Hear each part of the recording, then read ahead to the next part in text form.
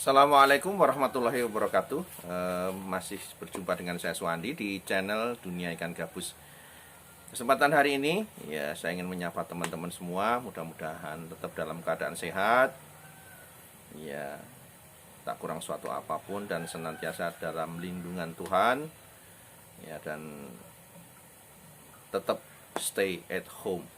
Ya, nggak usah kemana-mana, kita ikuti anjuran pemerintah. Ya, khusus teman-teman yang berbudidaya ikan ya, bisa bersih-bersih kolam di belakang, dekat rumah ya, di dalam rumah ya, merawat ikan. Nggak usah kemana-mana ya, sampai nanti pemerintah mengizinkan kita boleh pergi-pergi, sampai kondisi betul-betul aman. Dan kita berdoa semua, mudah-mudahan kita semua, keluarga kita, sanak kadang kita, tetangga kita, dan khususnya rakyat Indonesia semua sehat ya.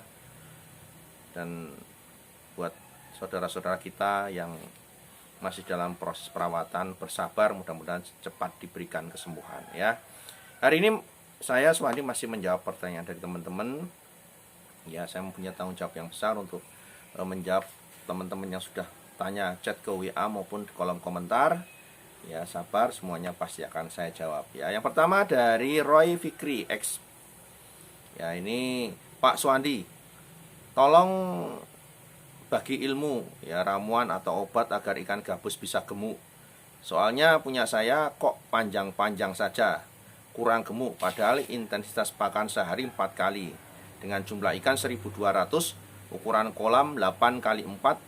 Nah, tiap satu kali pakan 1,5 dari gelas air mineral ya. Jadi kalau masalah ramuan ataupun pakan ya, atau obat ya, untuk membuat ikan menjadi gemuk itu saya tidak punya ya. Saya nggak mempunyai ramuan seperti itu. Tapi yang jelas ikan gabus itu kalau yang saya lakukan agar ikan itu menjadi gemuk ya, khususnya di benih ya, itu memang kita lebih banyak menggunakan ya pakan pelet ya. Pakan pelet, kemudian pakan itu dirutinkan saja. Mungkin tidak hanya sehari 3 kali, kalau saya memberikan maka bisa 4 sampai 5 kali.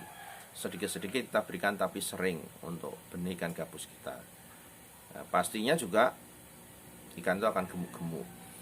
Kalaupun toh di situ ada yang panjang-panjang, itu memang mungkin dari benihnya juga bisa juga memang jenis ikan gabusnya ada yang panjang-panjang. Contoh misalkan banyak sekali jenis ikan gabus yang ada di alam yang memang bentuknya itu memang sama-sama Canas striata, tapi Canas striata ada yang memang pendek-pendek, tapi ada yang sedikit memang lebih panjang ya.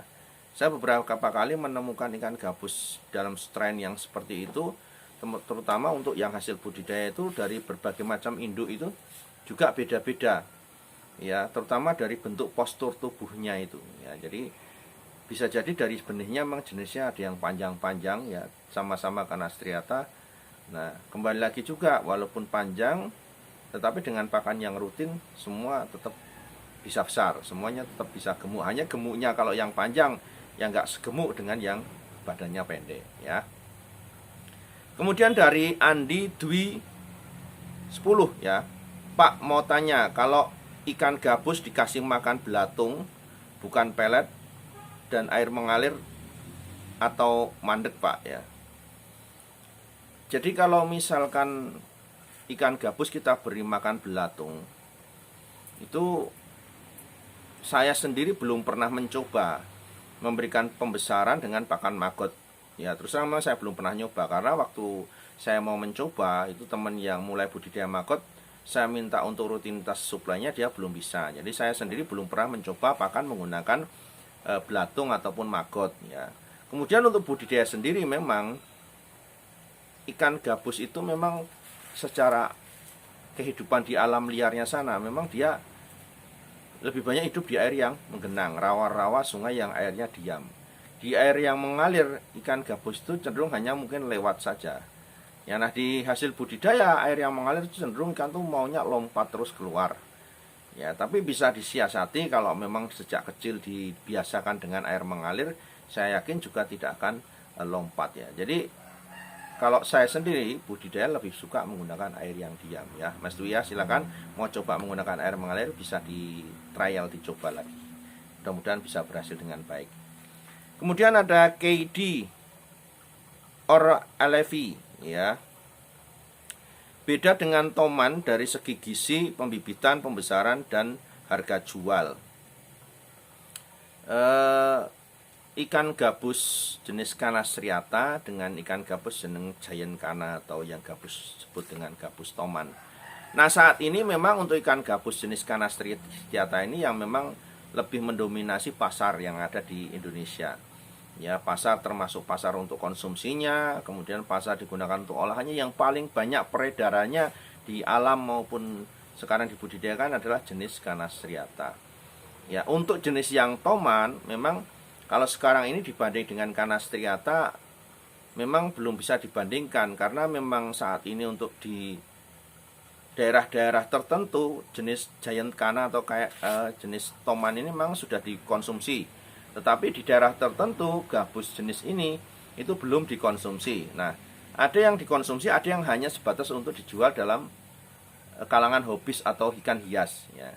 Makanya pasarnya belum bisa disebutkan untuk jenis toman ini dari sisi ekonomisnya. Kalau dibilang ekonomisnya, dia hanya pasarnya terbatas hanya untuk ikan hias saja atau untuk hobi saja, belum dibudidayakan besar-besaran untuk dijual konsumsi. Itu yang paling banyak seperti itu saat ini.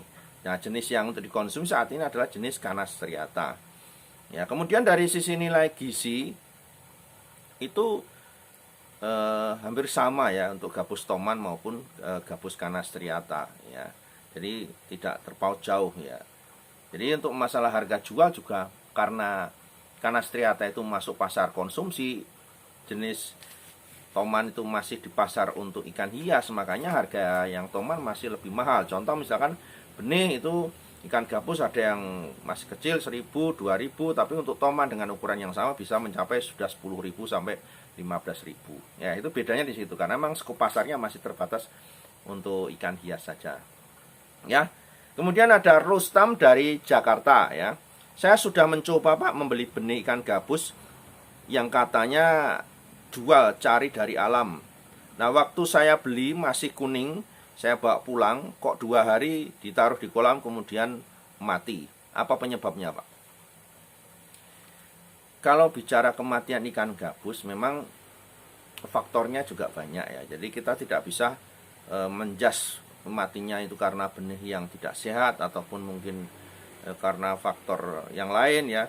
Jadi yang pertama yang perlu diperhatikan adalah kalau memang mau membeli benih ikan gabus, jangan beli yang masih kuning kalau memang kita baru mau mulai.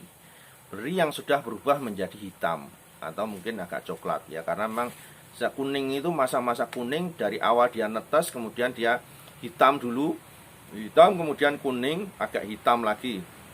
Kuning dia berubah menjadi hitam kembali sampai usia 1 bulan.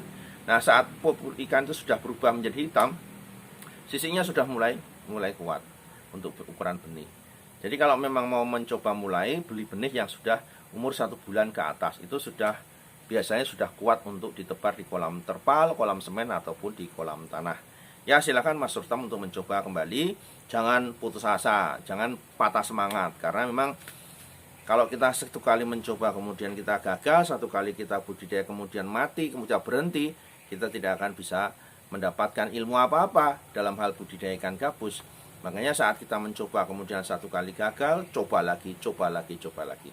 Jangan pernah menyerah. Makanya kalau pengen jadi tahu dari hal budidaya, kita sering mencoba dalam hal pembesaran ya. Oke. Sekian dari saya Suhandi, tetap ikuti channel Dunia Ikan Gabus. Episode berikutnya kita tetap masih akan menjawab pertanyaan-pertanyaan dari teman-teman seputar budidaya ikan gabus, pembibitan, pembesaran, masalah kesehatan ikan, kemudian prospek bisnis dan lain sebagainya.